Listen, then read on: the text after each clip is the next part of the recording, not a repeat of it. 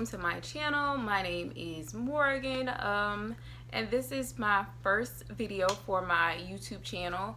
And this YouTube video is basically going to be about the pros and the cons of knotless box braids. So if you don't know about the knotless box braids, they are essentially this like new craze that's happening. They really blew up when Beyonce started wearing them, and essentially they are braids without the knots on them. So traditional box braids have the knots, they braided with the knots on the end, and it does cause a lot of tension and a lot of pull, and you're not able to do like a whole bunch of hairstyles with the traditional braids, box braids with the knots. So knotless braids are essentially braids without the knots, and they are fed in from your scalp, well, from your, I don't know how to describe it, they're fed in from your actual hair. They're fed in with your actual hair so that it's seamless and it's more natural, and they're movable, so you can, you know, move your braid in any which direction without, you know, causing any tension to your edges, your hair in general.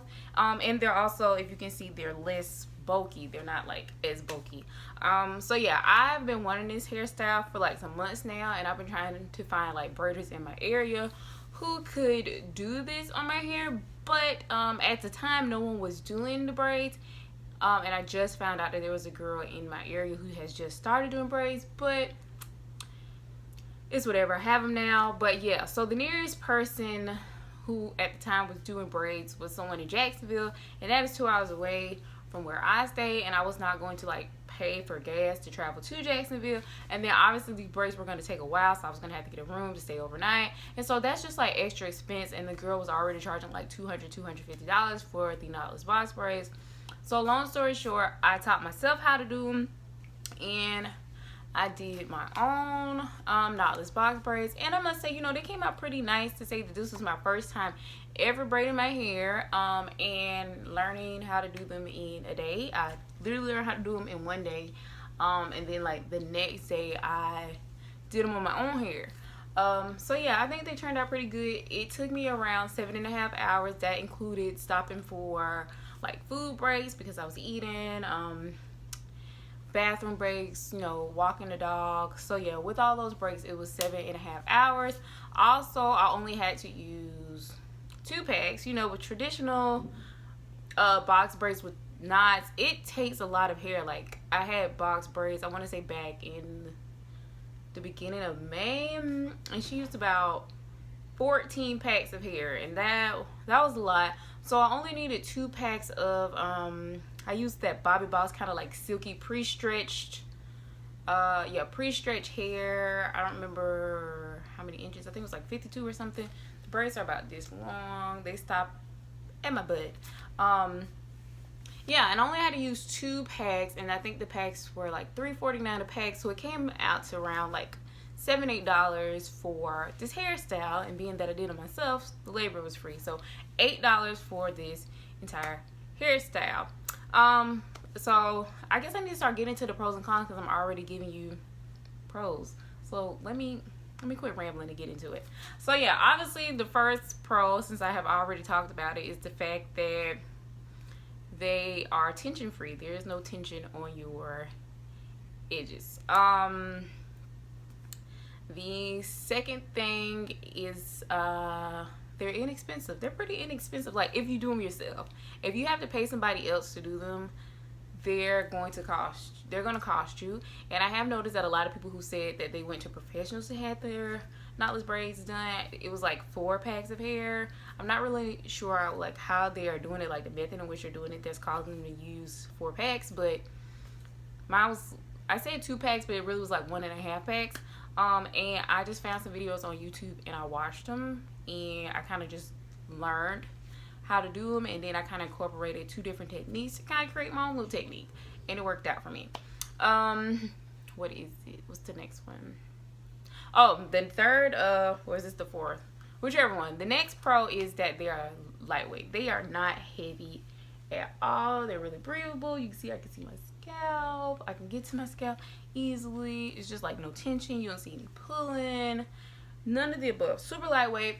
and they look really, really natural. They're not bulky like the traditional knotless box braids. And these braids, they aren't super old or anything. They're like 3 days old, and that can also kind of fall into a con. So even though, I mean, I say they still look fairly new, I am experiencing a little bit of frizz, and that is something that you are going to experience with knotless box braids, because they don't have that knot to really get in there and grip it. So you will have frizz, but my hair is very fine, so all I have to do is at night put a scarf on and my hair lays flat. In the morning, all that frizz is going. And so yeah, usually by the end of the day it'll frizz up a little bit. It's not a lot of frizz, but it's a little bit of frizz, and I put my scarf on and then it's going the next day. So frizz is not a huge issue for me personally. Yeah, I said it was inexpensive, right? Did I say it was inexpensive? I think I need to go back and look over my video. Okay, so yeah, I went back and reevaluated everything that I said, because obviously I was having a brain fart and I couldn't remember what I was saying.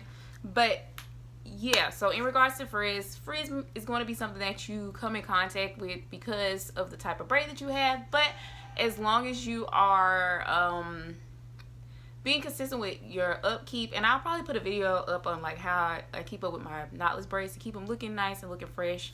But yeah, as long as you stay on it, then your box braids, your knotless box braids will be fine. The last thing that I kind of want to touch on is how I guess like user friendly they are, or like I don't know, how can I say it, or do it yourself friendly. That's what I want to say. They are super do it yourself friendly. I'm sorry, y'all, I got some in my eye. These are by far, well, I know how to do the regular box braids too, but I don't know, it's just something about these knotless braids. They're just so easy to do. Like, even if you are not a good braider, and I am by no means like this amazing braider, I'm just you know, I'm still learning how to braid and learning different techniques of braiding and stuff like that. So braiding is fairly new to me, and this was really, really easy to do. And this technique that I use to do my box braids is the same kind of technique that I use to do my protective styles when I do my feed-in braids, for when I do my 2 cornrow braids going back, my little long braids. Also when I do my long braided ponytail, I use the same feed-in method, and so that's why it was pretty easy. And it's really, really easy. So if you are not a good braider, find you some YouTube videos. Just sit down, take a couple hours to watch those videos, and then spend another couple of hours just practicing on yourself, because that is what I did. I watched a few videos, and then that very same day that I watched those videos, I started just practicing on a small section of hair, and I did maybe like 6 braids until I got like the hang of it. And like by the time I got to the 6th braid, I was able to stop because I kind of knew what I was doing. But yeah, they're super easy to do by yourself.